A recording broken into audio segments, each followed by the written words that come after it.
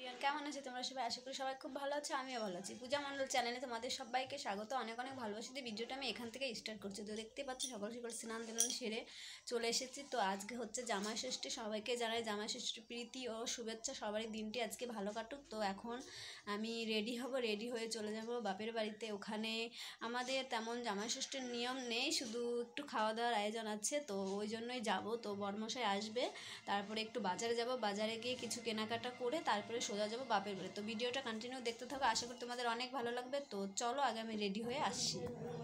তো বলতে বলতে দেখো চলে এসেছি আমাদের বাড়িতে। এটা হচ্ছে আমাদের মন্দির, এখানে পুজো করা হয়। তো আর এটা হচ্ছে আমাদের বড় ঘর, আর এটা হচ্ছে আমাদের রান্নাঘর। তো ভিডিও আর করতে পারিনি, একেবারে বাপের বাড়ি এসে তোমাদের সঙ্গে দেখা হচ্ছে। তো দেখো এই শাড়িটা পরে এসেছি, আজকেই ভাঁজ খুলেছি। তো জামাই ষষ্ঠীর দিন এই শাড়িটা পরে আসছি। তো এটা হচ্ছে আমার বোনের ছেলে, ভাগ্নি হয়। তো দেখো একটু হাই করে দিচ্ছে। তো আর বোন খাওয়া দাওয়ার জন্য সব ব্যবস্থা করছে, আর বড়মশাই দেখো ঘরে গিয়ে বসে আছে। তারপরে দেখো বাইরে এখানে আমরা সবাই, তো বাজারে যাওয়ার কথা ছিল, তো বরমশাই সব কিছু আগের থেকেই কিনে রেখেছিল, ওই জন্য আর বাজারে যায়নি, একেবারে তোমাদের সঙ্গে বাড়ি এসেই দেখা হলো।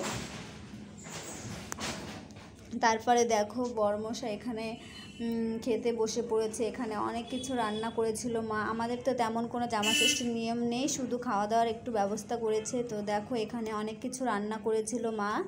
তো তারপরে খেয়ে নিচ্ছে। তো তারপরে আমরাও খাবো। এখানে দেখো বরমশাইকে দিয়ে দিয়েছে খেতে, তো আমি একটু পরে খাবো।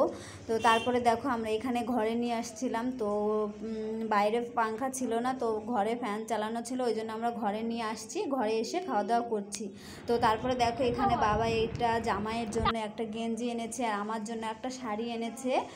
তো এই যে আমাদের দুজনকে এই শাড়ি আর গেঞ্জিটা দিয়েছে, আর আমাদের তরফ থেকে এই মাকে আমরা এই শাড়িটা গিফট করেছি। আর কেমন লাগছে আমাদের শাড়ি বাপের বাড়ির থেকে আমাদেরকে দেওয়া, অবশ্যই কমেন্ট করে বলো তোমরা।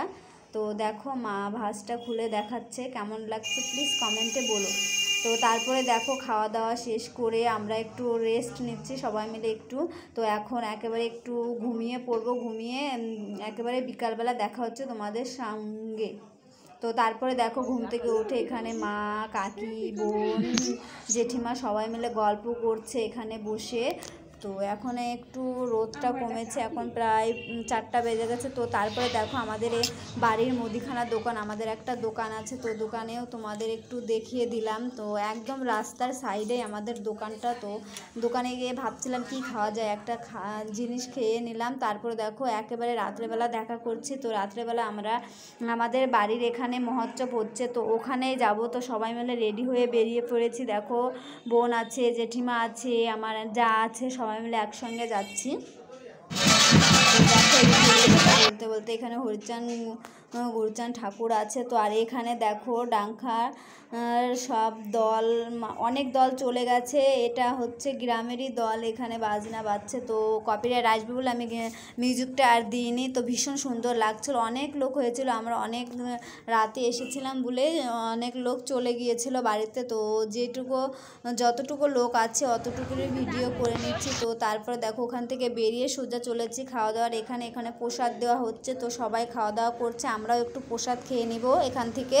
তো এখানের প্রসাদ খুবই সুন্দর হয়, দেখাচ্ছি তোমাদের কি কি এখানে খাওয়া হয়। তো এখানে প্রথমে দিয়ে দিয়েছিল ভাত, আর একটা ডাল ছিল, আর একটা লাবড়া ছিল। তো ভীষণ সুন্দর হয়েছিল খেতে। আর আমার ভিডিওটি যদি ভালো লাগে please like, comment, share and subscribe করে দেওয়ার পাশের বেল আইকনটি প্রেস করে দেয়। আজকের ভিডিওটি কেমন লাগলো অবশ্যই কমেন্ট করে বলো। তো এখানেই শেষ করছি, টাটা, সবাই ভালো থেকো, সুস্থ থেকো।